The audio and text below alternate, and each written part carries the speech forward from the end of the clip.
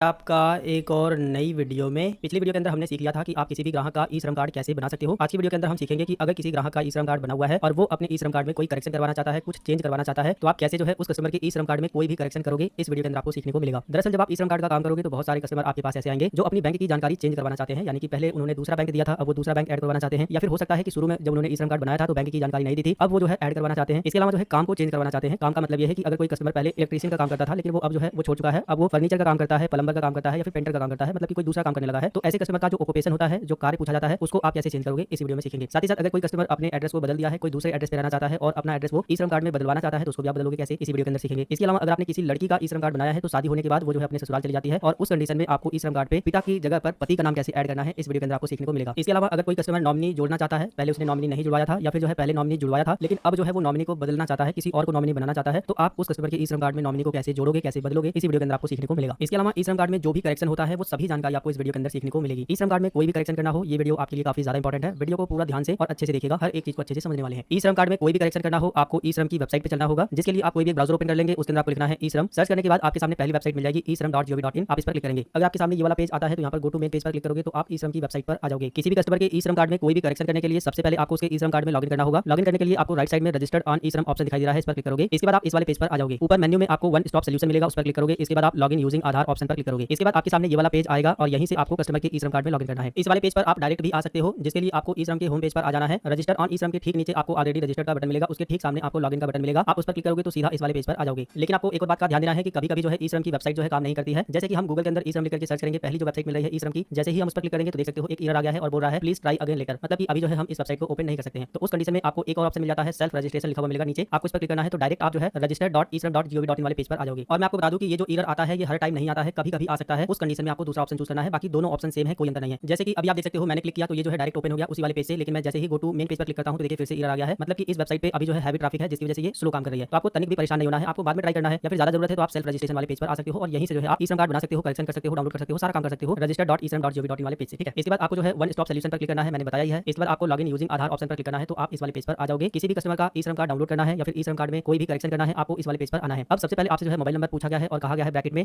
कि आधार link mobile number आप यहाँ पे डालिए। तो मैं आपको बता दूं कि अगर कस्टमर के आधार कार्ड के साथ मोबाइल नंबर लिंक है और कस्टमर आपको बता रहा है तो आप यहाँ पर आधार लिंक मोबाइल नंबर डालेंगे। लेकिन अगर कस्टमर के आधार कार्ड के साथ मोबाइल नंबर लिंक नहीं है या फिर लिंक था वो खो गया है या फिर जो है अभी जो है कस्टमर के पास अवेलेबल नहीं है, तो कोई दिक्कत वाली बात नहीं है, आप जो है कोई दूसरा मोबाइल नंबर भी यहाँ पे डाल सकते हो। यहाँ पर जो है मैंडेटरी नहीं है कि आधार लिंक मोबाइल नंबर ही चाहिए, कोई दूसरा मोबाइल नंबर डाल करके भी आप लॉगिन कर सकते हो। यहाँ पर आपको कस्टमर का कोई भी मोबाइल नंबर डाल देना है। इसके बाद ये जो कैप्चा दिखाई दे रहा है इस वाले बॉक्स में भरना है और सेंड ओटीपी पर क्लिक करना है। इसके बाद इस मोबाइल नंबर पे ओटीपी जाएगा, वो यहाँ पे भरना है, ये कैप्चा यहाँ भरना है और सबमिट पर क्लिक करना है। इसके बाद आपके सामने ये वाली स्क्रीन आएगी जहाँ पर आपको कस्टमर के आधार ऑप्शन का इस्तेमाल करके कस्टमर के ई श्रम कार्ड में लॉगिन करना है, जिसके लिए आपको आधार नंबर पे सेलेक्ट रहने देना है और जो भी कस्टमर का आधार कार्ड का नंबर है वो आपको जो है इसके अंदर टाइप करना है। कस्टमर का आधार नंबर डालने के बाद वेरिफिकेशन आपको किस ऑप्शन से करना है वो बताना है। अगर कस्टमर के आधार कार्ड में मोबाइल नंबर लिंक नहीं है या फिर लिंक था वो खो गया है, चोरी हो गया है, तो उस कंडीशन में ओटीपी तो मिलेगा नहीं। उस कंडीशन में आपको फिंगरप्रिंट ऑप्शन का इस्तेमाल करके लॉगिन करना होगा। आधार नंबर डालने के बाद फिंगरप्रिंट ऑप्शन को चूज करेंगे। इसके बाद ये वाला जो कैप्चा है इसके अंदर भरेंगे और कैप्चर बायोमेट्रिक पर क्लिक करेंगे। कैप्चर बायोमेट्रिक पर क्लिक करने से पहले आपको अपने कंप्यूटर, लैपटॉप या फिर मोबाइल फोन से अगर आप ये काम कर रहे हैं तो उसके अंदर आप जो भी डिवाइस इस्तेमाल करते हैं जैसे कि मंत्रा का, मोर्फो का, उसको कनेक्ट कर लीजिएगा। इसके बाद आपको कैप्चर बायोमेट्रिक पर क्लिक करना है और कस्टमर का अंगूठा जो है बायोमेट्रिक पर लगाना है। इसके बाद ऑथेंटिकेशन हो जाएगा और आप लॉगिन हो जाओगे। दूसरी कंडीशन की अगर कस्टमर के आधार कार्ड के साथ मोबाइल नंबर जुड़ा है तो आपको फिंगरप्रिंट डिवाइस की जरूरत नहीं है, आपको ओटीपी ऑप्शन को चूज करना है और ये काफी बेस्ट ऑप्शन है। इसमें आधार कार्ड से जुड़े मोबाइल नंबर पर एक ओटीपी जाता है, उसके बाद वेरिफिकेशन हो जाता है। ओटीपी ऑप्शन को चूज करने के बाद जैसा कैप्चा लिखा हुआ है इस वाले बॉक्स में भरना है, इसके बाद सबमिट पर क्लिक करना है। इसके बाद कस्टमर के आधार कार्ड के साथ जो मोबाइल नंबर जुड़ा होगा उस पर ओटीपी जाएगा और वो ओटीपी आपको यहाँ पर भरना है। ओटीपी को भरने के बाद ये जो कैप्चा दिखाई दे रहा है इस वाले बॉक्स में जैसा लिखा है वैसे ही भर देना है और वैलिडेट पर क्लिक करना है। इसके बाद थोड़ा सा प्रोसेस होगा और आप जो है कस्टमर के ई श्रम कार्ड में लॉगिन हो जाओगे। यहाँ तक का प्रोसेस जब हमने आपको ई श्रम कार्ड डाउनलोड करना बताया था तो उस वीडियो में भी बताया था। यहाँ तक आने के बाद अगर आपको कस्टमर का ई श्रम कार्ड डाउनलोड करना है तो प्रोफाइल डिटेल पर क्लिक करके यहाँ पर डाउनलोड यूएन कार्ड पर क्लिक करना होता है, ई श्रम कार्ड डाउनलोड हो जाता है। लेकिन हमें जो है इस ई श्रम कार्ड में करेक्शन करना है, मतलब कि चेंज करना है, तो उस कंडीशन में इस वाले पेज पर आने के बाद आपको अपडेट प्रोफाइल पर क्लिक करना है। इसके बाद आपके सामने अपडेट प्रोफाइल का जो सेक्शन है वो खुल जाता है। आप इस कस्टमर के ई श्रम कार्ड में कौन सी जानकारी को अपडेट करना चाहते हैं, कौन सी जानकारी को चेंज करना चाहते हैं। जैसे कि पर्सनल इन्फॉर्मेशन चेंज करना है तो आप यहाँ पर क्लिक करके चेंज करोगे, एड्रेस चेंज करना है तो आप यहाँ पर क्लिक करके चेंज करोगे, एजुकेशन और इनकम की जानकारी चेंज करनी है तो आप यहाँ पर क्लिक करके चेंज करोगे, ऑक्यूपेशन एंड स्किल की जानकारी चेंज करनी है तो आप यहाँ पर क्लिक करके चेंज करोगे, बैंक अकाउंट की जानकारी चेंज करनी है तो आप यहाँ पर क्लिक करके उसकी जानकारी देख सकते हो और चेंज कर सकते हो। इसके बाद आप प्रीव्यू प्रोफाइल पर क्लिक करके जो भी आपने चेंज किया है उसका प्रीव्यू देख सकते हो। तो फिलहाल एक एक ऑप्शन को अंदर चल के समझ लेते हैं। सबसे पहले पर्सनल इन्फॉर्मेशन पर क्लिक करेंगे, इस तरह से बोलेगा, यहाँ पर आपको यस पर क्लिक कर देना है, आपके सामने ये वाला पेज आ जाएगा। अब आप देख सकते हो जब आपने ई श्रम कार्ड बनाया था तो यही सब जानकारी पूछी जाती है और यही सब आपने भरा था। कस्टमर ने ई श्रम कार्ड बनाते वक्त जो मोबाइल नंबर दिया था वो मोबाइल नंबर सबसे पहले आपको दिखाई देगा। अगर कस्टमर का ये नंबर खो गया है या फिर ये नंबर भी कस्टमर चेंज करना चाहता है तो आप एडिट बटन पर क्लिक करके चेंज कर सकते हो। एडिट पर क्लिक करोगे, यहाँ पर नंबर को एडिट करने का ऑप्शन मिल जाएगा, इस नंबर को डिलीट करोगे। कोई नया नंबर अगर कस्टमर डलवाना चाहता है तो उसको डालने के बाद सेंड ओटीपी पर क्लिक करोगे, उस पर एक ओटीपी जाएगा। इसके बाद उस ओटीपी को यहाँ पर भरना है और ये कैप्चा जो है इसके अंदर भरना है और वेरीफाई पर क्लिक करना है तो वो नंबर जो है चेंज हो जाएगा। नीचे आपको emergency mobile number, email ID का ऑप्शन मिल जाता है, साथ ही साथ और भी बहुत सारी जानकारी रहती है। इसमें से जो भी कस्टमर चेंज करवाना चाहता है आप उसे चेंज कर सकते हो। अगर शादी हो गई है तो आप यहाँ पर क्लिक करके इसको मैरिड चूज कर सकते हो। नीचे आपको फादर का नाम, मदर का नाम, कैटेगरी सारी जानकारी मिल जाती है जिसमें भी आपको चेंज करना है चेंज कर सकते हो। एक और सवाल यहाँ पर बनता है कि सर जिस लड़की की शादी हो गई है उसके पति का नाम यहाँ पर कैसे ऐड करेंगे। तो देखिए जिस कस्टमर का आप आधार इस्तेमाल करके लॉगिन करते हो ना तो वो मेल है या फीमेल है ये पहले ही फेस कर लिया जाता है। तो मेरी कंडीशन में मैंने जो है मेल का यानी कि एक व्यक्ति व्यक्ति का जो है यहाँ पर लॉगिन किया है, तो वो व्यक्ति अगर मैरिड रहेगा फिर भी जो है यानी कि वो पुरुष है, तो उसकी कंडीशन में फादर का नाम ही जो है यहाँ पर डालना है। लेकिन अगर आप किसी लड़की के ई श्रम कार्ड में लॉगिन किए हैं और उसकी शादी हो गई है और आप यहाँ पर मैरिड को चूज करेंगे, तो यहाँ पर जो है पति का नाम ऐड करने का ऑप्शन आपको मिल जाएगा। आप पति का नाम यहाँ पर ऐड कर पाएंगे, इस बात का ध्यान है। और माता के नाम में लड़की की शादी हुई है नहीं हुई है, उसी की माता का नाम यहाँ पर डालना होता है। नीचे आपको नॉमिनी की जानकारी भी मिल जाएगी। अगर कस्टमर ने नॉमिनी नहीं डाला था तो आप नॉमिनी को डाल सकते हो, या फिर कस्टमर अगर नॉमिनी चेंज करवाना चाहता है तो चेंज कर सकते हो। जो भी जानकारी आप चेंज कर रहे हो, चेंज करने के बाद आपको अपडेट पर जरूर क्लिक कर देना है ताकि वो चेंज हो जाए। इसी तरह से आप एड्रेस की जानकारी चेंज कर सकते हो। एड्रेस पर क्लिक करोगे, यस पर क्लिक करना है। आपने जो भी एड्रेस की जानकारी भरी थी सारी एड्रेस की जानकारी रहेगी। अगर कस्टमर चेंज करवाना चाहता है तो आप कस्टमर से नए एड्रेस की जानकारी पूछ करके यहाँ पर चेंज कर सकते हो। अगर आपने एड्रेस को चेंज किया है तो नीचे की साइड में आपको अपडेट का ऑप्शन मिल जाएगा। आप इस पर क्लिक करके इसको अपडेट कर देंगे। इस बार आपको बैक पर क्लिक कर देना है। इसी तरह से एजुकेशन एंड इनकम की जानकारी आप चेंज कर सकते हो या फिर अपडेट कर सकते हो। इस पर क्लिक करना है, यस पर क्लिक करना है। इसके बाद अगर एजुकेशन की क्वालिफिकेशन अगर आप चेंज करना चाहते हो तो यहाँ से चेंज कर सकते हो। क्वालिफिकेशन को अपलोड करना चाहते हो तो कर सकते हो। मंथली जो इनकम स्लैब है उसको कम ज्यादा करना हो उसको भी चेंज कर सकते हो। जो भी करेक्शन कर रहे हो करने के बाद अपडेट कर दीजिएगा, फिर बैक कर देना है। इसी तरह से ऑक्यूपेशन एंड स्किल की जानकारी आप चेंज कर सकते हो। इस पर क्लिक करोगे, यस करोगे। इसके बाद जो भी आपने ऑक्यूपेशन और स्किल की जानकारी बताई थी वो आपको दिखाई देगी। अगर आप चेंज करना चाहते हो तो यहाँ से डिलीट करोगे। जैसे कि मैं आपको चेंज करके दिखा देता हूँ। मैं कंप्यूटर ऑपरेटर इसको चूज कर लेता हूँ। ठीक है, यहाँ पर मैंने चूज कर लिया। वर्क एक्सपीरियंस अगर आपको चेंज करना है तो भी आप चेंज कर सकते हो। सेकेंडरी ऑक्यूपेशन भी अगर आप चेंज करना चाहते हो तो चेंज कर सकते हो। जैसे कि मैं डेटा एंट्री ऑपरेटर को चूज कर लेता हूँ। ठीक है, डेटा एंट्री मशीन ऑपरेटर। ठीक है, इसी तरह से जो भी ऑक्यूपेशन कस्टमर चेंज करवाना चाहता है, जैसे कि वो पहले प्लम्बर का काम करता था, अब वो राजमिस्त्री का काम करने लगा है, अब वो इलेक्ट्रीशियन का काम करने लगा है, अब वो पेंटर का काम करने लगा है और वो चेंज करवाना चाहता है अपने ई श्रम कार्ड में, तो यहीं पर आकर आप चेंज कर सकते हो। ठीक है, बाकी नीचे और भी जानकारी दी गई है, इनको भी चेंज कर सकते हो। चेंज करने के बाद आपको अपडेट पर क्लिक कर देना है। इसके बाद देखिए कंटिन्यू करने के लिए बोलेगा तो कंटिन्यू कर देना है। जो भी आप चीज अपडेट करोगे ना तो वो कंटिन्यू करने के लिए बोलेगा। वो चीज मेरी अपडेट हो गई है, अभी मैं आपको दिखाऊंगा। ठीक है, बैंक अकाउंट की जानकारी अगर चेंज करनी है तो यहाँ पर क्लिक करके चेंज कर सकते हो। इस पर क्लिक करोगे, यस पर क्लिक करोगे। इसके बाद आपके सामने बैंक अकाउंट की जो जानकारी है वो दिखाई देगी। अगर कस्टमर ने बैंक अकाउंट की जानकारी नहीं भरवाई थी तो आप भर सकते हो। अगर भरवाई थी कस्टमर चेंज करवाना चाहता है तो आप चेंज कर सकते हो। अगर आपने चेंज किया है तो अपडेट पर जरूर क्लिक कर दीजिएगा, वो अपडेट हो जाएगा। इसके बाद आपको यहाँ पर प्रीव्यू प्रोफाइल पर क्लिक करना है और उसका प्रीव्यू चेक कर लेना है। आप देख सकते हो प्रीव्यू खुल करके आ गया है। हमने जो है ऑक्यूपेशन में कंप्यूटर ऑपरेटर चूज किया था और यहाँ पर देखोगे एक्सपीरियंस भी चेंज किया था और सेकेंडरी ऑक्यूपेशन में data entry machine operator choose किया था, वो चीजें अपडेट हो गई है। नीचे आपको बैक का बटन मिलेगा, इस पर क्लिक कर देना है। तो इस तरह से आप किसी भी कस्टमर के ई श्रम कार्ड में कुछ भी करेक्शन कर सकते हो। कोई जानकारी को ऐड करना है, बदलना है, चेंज करना है, डिलीट करना है, कुछ भी करना है, कोई भी करेक्शन करना है, आपको इस तरह से लॉगिन कर लेना है और कस्टमर जो भी करेक्शन कराना चाहता है आप उसे कर सकते हो। अब आपने ग्राहक के ई श्रम कार्ड में जो भी करेक्शन करना था उसे कर दिया है। अब आप जो है कस्टमर का जो नया ई श्रम कार्ड है उसको डाउनलोड करके उसको प्रिंट करके दे सकते हो। जिसके लिए आपको ऊपर की साइड में अपडेट डिटेल पर क्लिक करना है, डाउनलोड यूएन कार्ड पर क्लिक करना है। आपके सामने कस्टमर का जो ई श्रम कार्ड है वो ओपन हो जाएगा। मैं आपको ई श्रम कार्ड के पीछे जो है थोड़ा सा दिखा देना चाहता हूं। अब आप देख सकते हो कंप्यूटर ऑपरेटर जो है काम ऐड हो चुका है। इसी तरह से जो भी आप कस्टमर के ई श्रम कार्ड में चेंज करोगे, अपडेट करोगे, वो यहाँ पर अपडेट हो जाएगा, चेंज हो जाएगा। ऊपर आपको डाउनलोड यूएन कार्ड का ऑप्शन मिल जाएगा, इस पर क्लिक करके आप इसको डाउनलोड करके प्रिंट करके कस्टमर को दे सकते हो। किसी भी कस्टमर के ई श्रम कार्ड में कुछ भी अपडेट करना हो तो अपडेट करने का चार्ज आपको 50 रुपए लेना है और जब आप अपडेट करोगे तो उसका जो है ई श्रम कार्ड नया वाला आपको डाउनलोड करके उसको प्रिंट करके भी देना होगा, तो उसका जो है आपको 50 रुपए लेना है। मतलब कि टोटल 100 रुपए जो है आपको कस्टमर से लेने हैं। एक और सवाल आपके मन में था जो आप लोगों ने पूछा था कि सर ई श्रम कार्ड में फोटो तो हम अपलोड नहीं करते हैं, फिर फोटो कहां से आ जाती है? तो मैं आपको बता दूं कि ई श्रम कार्ड जो है आधार कार्ड से बनता है और आधार कार्ड वाली ही फोटो आती है, इस बात का ध्यान देना है। तो दोस्तों इस तरह से आप किसी भी ग्राहक के ई श्रम कार्ड में कुछ भी करेक्शन कर सकते हैं, कुछ भी चेंज कर सकते हैं, कुछ भी अपडेट कर सकते हैं। अगर आपको ये वीडियो पसंद आया तो इस वीडियो के नीचे कमेंट करके जरूर बताइएगा। अगर आपके मन में कोई और सवाल है तो इंस्टाग्राम पर, व्हाट्सएप पर, टेलीग्राम पर पूछ सकते हो।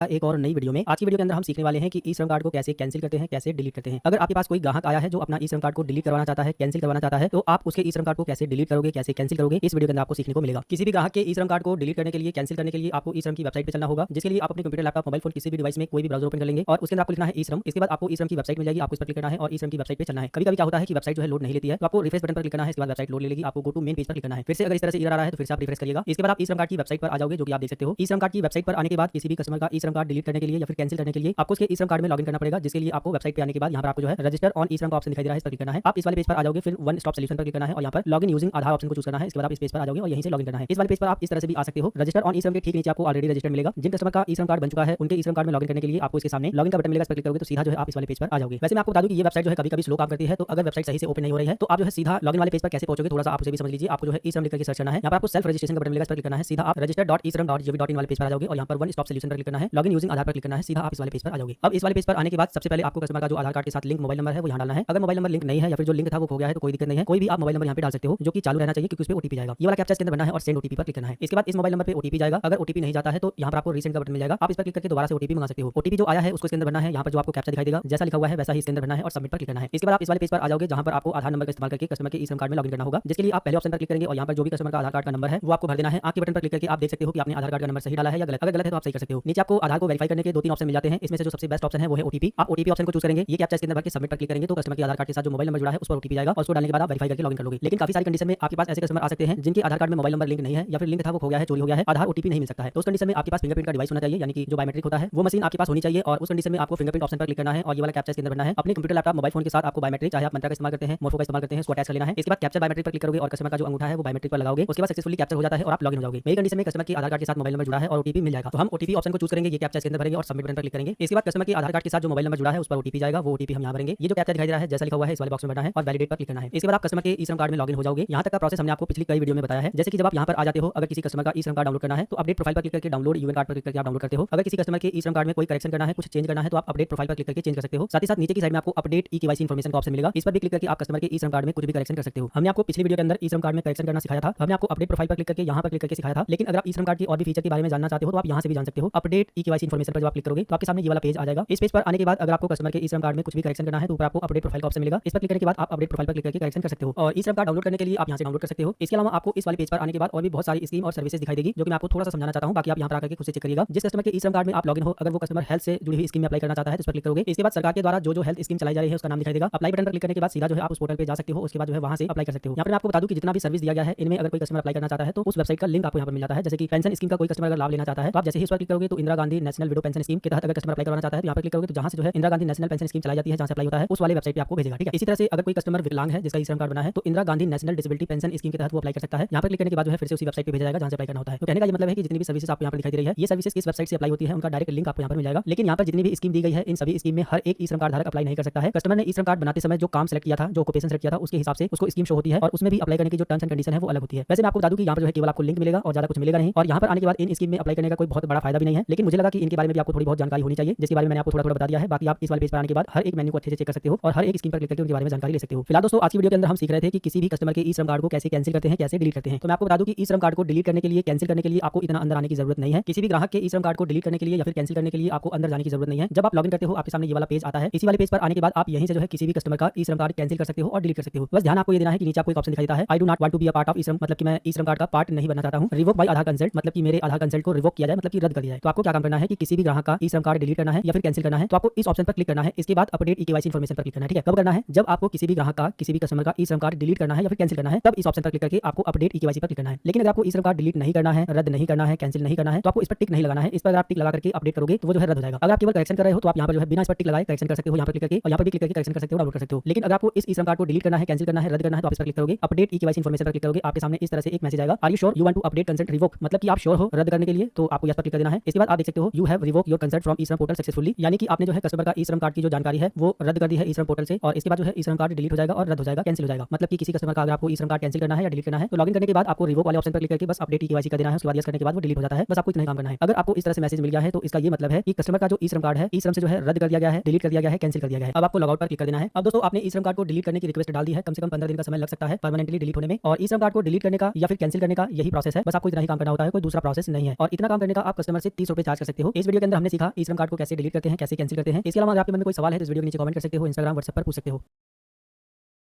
हैं। अगर आपके पास सीएससी आईडी है और आप किसी भी ग्राहक का सीएससी आईडी से ई श्रम कार्ड बनाना चाहते हो तो कैसे बना सकते हो, क्या प्रोसेस रहता है, इस वीडियो के अंदर आपको सीखने को मिलेगा। अगर आपके पास सीएससी आईडी है और आप सीएससी आईडी को लॉगिन करके किसी भी कस्टमर का ई श्रम कार्ड बनाना चाहते हो तो आपको ई श्रम की वेबसाइट पर ही आना होगा। इस वेबसाइट पर कैसे आना है पिछली कई क्लास में हम लोग सीख चुके हैं। आपको कोई भी ब्राउजर ओपन कर लेना है, उसके अंदर आपको लिखना है ई श्रम, पहली वेबसाइट मिल जाएगी आपको ई श्रम की, आपको उस पर क्लिक करना है। इसके बाद गो टू मेन पेज पर क्लिक करना है, आप ई श्रम की ऑफिशियल वेबसाइट पर आ जाओगे। इस वाले पेज पर आने के बाद ई श्रम कार्ड बनाने के लिए आपको राइट साइड में रजिस्टर्ड ऑन ई श्रम का ऑप्शन दिखाई देगा, इस पर क्लिक करना है। इसके बाद आप सेल्फ रजिस्ट्रेशन वाले पेज पर आ जाओगे और यहीं से आप ई श्रम कार्ड बनाते हो सेल्फ रजिस्ट्रेशन करके। अगर आपको सीएससी से बनाना है तो राइट साइड में आपको डिजिटल सेवा का ऑप्शन मिल जाएगा, लॉगिन फॉर सीएससी। अगर आपके पास सीएससी का आईडी और पासवर्ड है और आप सीएससी से लॉगिन करके किसी भी ग्राहक का ई श्रम कार्ड बनाना चाहते हो तो आपको इस वाले पेज पर आने के बाद लॉगिन फॉर सीएससी के ठीक नीचे क्लिक हियर का जो बटन है इस पर क्लिक करना है। इसके बाद आपके सामने ये वाला पेज आ जाएगा जिसमें आपको सबसे पहले अपना सीएससी का जो आईडी है वो यहाँ पर भरना है, यानी कि यूजर नेम, और जो आपने सीएससी का पासवर्ड बनाया है वो यहाँ पर भरना है। ये जो कैप्चा दिखाई दे रहा है इस वाले बॉक्स में जैसा लिखा हुआ है वैसा भरना है। इसके बाद आपको साइन इन पर क्लिक करना है। समझ में आया? फिर से समझ लीजिए, सीएससी से ई श्रम कार्ड बनाने के लिए आपको register.esram.gov.in वाले पोर्टल पर आ जाना है। इसके बाद आपको राइट साइड में लॉगिन फॉर सीएससी का ऑप्शन मिलेगा, यहाँ पर आपको क्लिक हियर पर क्लिक करना है। इसके बाद आपके सामने सीएससी से कनेक्ट करने का ऑप्शन आ जाएगा जहाँ पर आपको अपनी सीएससी का यूजर आईडी डालना है, पासवर्ड डालना है, कैप्चा को भर करके साइन पर क्लिक करना है। इसके बाद थोड़ा सा प्रोसेस होगा और आप जो है सक्सेसफुली register.esram.gov.in में सीएससी के माध्यम से लॉगिन हो जाओगे और आपके सामने ये वाला पेज आ जाएगा। अब किसी भी कस्टमर का ई श्रम कार्ड बनाने के लिए आपको यहाँ पर देख सकते हो यूडब्ल्यू लिखा हुआ है। यूडब्ल्यू का मतलब होता है अनऑर्गेनाइज्ड वर्कर, जो कि आपको ऊपर भी देखने को मिल रहा है। तो किसी भी कस्टमर का सीएससी से ई श्रम कार्ड बनाने के लिए आपको यूडब्ल्यू रजिस्टर ऑप्शन पर क्लिक करना है। इसके बाद आप इस वाले पेज पर आ जाओगे और इस वाले पेज पर आने के बाद यहाँ पर आपको कस्टमर का मोबाइल नंबर डालना है। यहाँ पर बोला गया है कि आधार से लिंक मोबाइल नंबर डालने के लिए, लेकिन अगर आधार से लिंक मोबाइल नंबर नहीं है कस्टमर के पास तो भी कोई दिक्कत नहीं है, कोई भी आप यहाँ पर मोबाइल नंबर डाल सकते हो। इसके बाद ये वाला कैप्चा जो है इसके अंदर भरना है और बताना है कि कस्टमर जो है ईपीएफओ में शामिल है या नहीं है, और इसके बाद बताना है ईएसआई में शामिल है कि नहीं है। दोनों पर आपको जो है नो पर क्लिक करना है। अगर आप यस पर क्लिक करते हो तो ये जो है आगे बढ़ने का ऑप्शन नहीं मिलेगा, इस बात का ध्यान देना है। और इस वाले पेज पर जो भी जानकारी आपसे पूछी गई है ये सब जानकारी हमने आपको जब ई श्रम कार्ड बनाना बताया था ऑफिशियल वेबसाइट से सेल्फ रजिस्ट्रेशन का इस्तेमाल करके, तो सेम वही जानकारी यहाँ पर भी पूछी जाती है। तो यहाँ पर सीधा सा समझाने का मतलब ये है कि अगर आप जो है सीधा वेबसाइट से बनाते हो बिना आईडी पासवर्ड के, सेल्फ रजिस्ट्रेशन करते हो किसी भी ग्राहक का, तो भी सेम प्रोसेस है, सेम वही चीज आपको करनी पड़ती है। और अगर आप सीएससी से बनाते हो तो सेम वही प्रोसेस है, सेम वही चीज आपको करनी पड़ती है। ठीक है, थोड़ा सा और आगे मैं आपको समझा देता हूँ। सबसे पहले हम यहाँ पर मोबाइल नंबर डालते हैं कस्टमर का कोई भी मोबाइल नंबर डालने के बाद कैप्चा को भरने के बाद दोनों पर टिक लगाना है, नो पर, और सेंड ओटीपी पर क्लिक करना है। इसके बाद कस्टमर ने जो मोबाइल नंबर दिया है उस पर ओटीपी जाएगा, वो यहाँ पर होगा, ये कैप्चा यहाँ पर करके सबमिट करना है। वेबसाइट पे ज्यादा ट्रैफिक होने की वजह से ओटीपी नहीं मिला हमें, तो हम फिर से ट्राई करेंगे। कस्टमर का मोबाइल नंबर डालेंगे, कैप्चा को भरेंगे, दोनों पर नो पर क्लिक करेंगे, सेंड ओटीपी पर क्लिक करेंगे। अभी आप देख सकते हो ओटीपी सक्सेसफुली जाएगा, क्योंकि यहाँ पर कैप्चा जो है बदल गया है। पहली बार जो है कैप्चा नहीं बदला था, तो जब जो है सर्वर डाउन होता है ना तो कैप्चा भी नहीं बदलता है। ठीक है, मोबाइल नंबर पे ओटीपी आ गया है, वो हमने डाल दिया है, कैप्चा को भी हमने भर दिया है। आपको भी सेम यही काम करना है और यहाँ पर सबमिट पर क्लिक करना है। इसके बाद आपके सामने आधार ई-केवाईसी वाला पेज आ जाएगा, जहाँ पर आपको कस्टमर के आधार कार्ड के थ्रू ई-केवाईसी करना होता है उसका ई-श्रम कार्ड बनाने के लिए, जिसमें आपको सबसे पहले आधार नंबर पर क्लिक करने देना है और जो भी कस्टमर का आधार कार्ड का नंबर है वो आपको इनबॉक्स में टाइप करना है। और आप जो है कस्टमर का ई-केवाईसी किसके थ्रू करना चाहते हो वो आपको यहाँ पर चूज करना है। यहाँ पर जो है सीएससी के माध्यम से केवल फिंगरप्रिंट दिया गया है और आइरिस दिया गया है। अगर आप सीएससी से किसी भी कस्टमर का ई-श्रम कार्ड बनाते हो तो आपके पास फिंगरप्रिंट का डिवाइस होना चाहिए, क्योंकि यहाँ पर ओटीपी का ऑप्शन नहीं दिया गया है। जबकि हमने आपको जब ई-श्रम की ऑफिशियल वेबसाइट से ई-श्रम कार्ड बनाना सिखाया था सेल्फ रजिस्ट्रेशन करके, तो वहाँ पर मैंने आपको दिखाया था कि ओटीपी का भी ऑप्शन था। अगर कस्टमर के आधार कार्ड के साथ मोबाइल नंबर जुड़ा है तो ओटीपी ऑप्शन का इस्तेमाल करके आप बना सकते हो। लेकिन यहाँ पर देखोगे सीएससी के कंडीशन में यहाँ पर ओटीपी का ऑप्शन नहीं है। सीएससी से अगर आप बनाओगे तो आपके पास फिंगरप्रिंट डिवाइस होना चाहिए या फिर आइरिस का डिवाइस होना चाहिए। तो ज्यादातर कंडीशन में लोगों के पास फिंगरप्रिंट डिवाइस होता है, तो आपको क्या काम करना है, अपने फिंगरप्रिंट डिवाइस को अगर आप कंप्यूटर लैपटॉप से बना रहे हैं तो उसके साथ अटैच कर लीजिएगा। अगर आप मोबाइल फोन से बना रहे हैं तो मोबाइल फोन से भी सेम यही प्रोसेस है, उसके अंदर अटैच कर लेंगे फिंगरप्रिंट डिवाइस को, जो भी आप इस्तेमाल करते हैं, जैसे कि मंत्रा इस्तेमाल करते हैं, मोरफो इस्तेमाल करते हैं, जो भी आप फिंगरप्रिंट डिवाइस इस्तेमाल करते हैं। ठीक है, कस्टमर का आधार नंबर डालना है, फिंगरप्रिंट वाले ऑप्शन पर टिक लगाना है, ये जो कैप्चा दिखाई दे रहा है इस वाले बॉक्स में जैसा लिखा हुआ है वैसे भर देना है। इसके बाद इस पर कंसल्ट देना है, कैप्चर बायोमेट्रिक पर क्लिक करना है। आपके कंप्यूटर लैपटॉप मोबाइल फोन के साथ जो भी आपने बायोमेट्रिक कनेक्ट किया होगा उसका जो लाइट है वो जलने लगेगा, उस पर जो है कस्टमर का फिंगरप्रिंट लगवाना है। उसके बाद सक्सेसफुली कैप्चर हो जाएगा और आपको वैलिडेट ऑप्शन मिल जाएगा। वैलिडेट ऑप्शन पर क्लिक करने के बाद सक्सेसफुली जो है कस्टमर का आधार ई-केवाईसी हो जाएगा और आपके सामने ये वाला पेज आ जाएगा। नीचे आपको continue to enter other detail का ऑप्शन मिलेगा, इस पर क्लिक करके आप कस्टमर का ई-श्रम कार्ड में जो भी जानकारी भरना है उसे भरोगे। इस वाले पेज के बाद जितनी भी जानकारी पूछी गई है वो सारी जानकारी जब हमने आपको ई-श्रम कार्ड बनाना सिखाया था ई-श्रम की वेबसाइट से सेल्फ रजिस्ट्रेशन ऑप्शन का इस्तेमाल करके, सेम वही सारी जानकारी, सेम वही तरीका, सेम वही प्रोसेस जो है यहाँ पर भी दिया गया है। कुछ भी अंतर नहीं है, इस बात का ध्यान देना है। चाहे आप सीएससी से बनाओ, चाहे आप सेल्फ रजिस्ट्रेशन से बनाओ, ई-श्रम की ऑफिशियल वेबसाइट से बनाने का जो तरीका है वो बिल्कुल सेम है, करने का भी अंतर नहीं है। बस आपको सीएससी से बनाने के लिए सीएससी में लॉगिन कर लेना है। अगर आप बिना सीएससी से बनाना चाहते हो तो सीएससी में लॉगिन करने की जरूरत नहीं है, सेल्फ रजिस्ट्रेशन से बना सकते हो। अगर आप सीएससी से बनाते हो तो जैसे ही आप जानकारी को भर करके फाइनल सबमिट करते हो तो तुरंत जो है कस्टमर का ई-श्रम कार्ड बन जाता है और आप उसे डाउनलोड करके प्रिंट करके कस्टमर को दे सकते हो। तो दोस्तों इस तरह से आप ई-श्रम की वेबसाइट पे आने के बाद सीएससी में लॉगिन करने के बाद किसी भी कस्टमर का ई-श्रम कार्ड बना सकते हो। बनाने का तरीका बिल्कुल सेम है, इसलिए जो है मैंने इस वीडियो में आपको कंप्लीट तरीका भर करके फॉर्म नहीं दिखाया है, क्योंकि ई-श्रम कार्ड में जो भी जानकारी पूछी जाती है वो हम पिछली वीडियो के अंदर आपको अच्छे से भर करके दिखा चुके हैं और समझा चुके हैं। फिलहाल इस वीडियो को भी बनाने की जरूरत नहीं थी, लेकिन आप में से काफी सारे लोगों के मन में कंफ्यूजन रहती है कि सर सीएससी से कैसे बनेगा ई-श्रम कार्ड, तो इसलिए मैंने ये छोटा सा वीडियो रिकॉर्ड कर दिया है कि अगर आपके पास सीएससी आईडी है और आप सीएससी से बनाना चाहते हो तो ज्यादा कुछ करने की जरूरत नहीं है। ई-श्रम की पोर्टल पर आने के बाद लॉगिन कर लेना है आपको सीएससी आईडी और पासवर्ड डाल करके, और इसके बाद आप कस्टमर का ई-श्रम कार्ड बना सकते हो। ई-श्रम कार्ड में जो भी जानकारी पूछी जाती है वो सब वही है, कुछ भी अलग नहीं है। अगर आपके मन में सवाल है कि सर सीएससी से बनाना सही रहेगा या फिर जो है सेल्फ रजिस्ट्रेशन से, तो मैं आपको बता दूं कि आप सेल्फ रजिस्ट्रेशन से बनाइए, जिसमें आपको कोई भी आईडी पासवर्ड की जरूरत नहीं है और काफी सिंपल तरीका है। ओटीपी वगैरह का ऑप्शन मिल जाता है, फिंगरप्रिंट डिवाइस की भी जरूरत नहीं पड़ती है और सीएससी आईडी की भी जरूरत नहीं पड़ती है। बाकी आपकी मर्जी है, अगर आपके पास सीएससी आईडी है तो आप सीएससी आईडी से लॉगिन करके बनाओ। दोनों तरीके मैंने आपको बता दिए हैं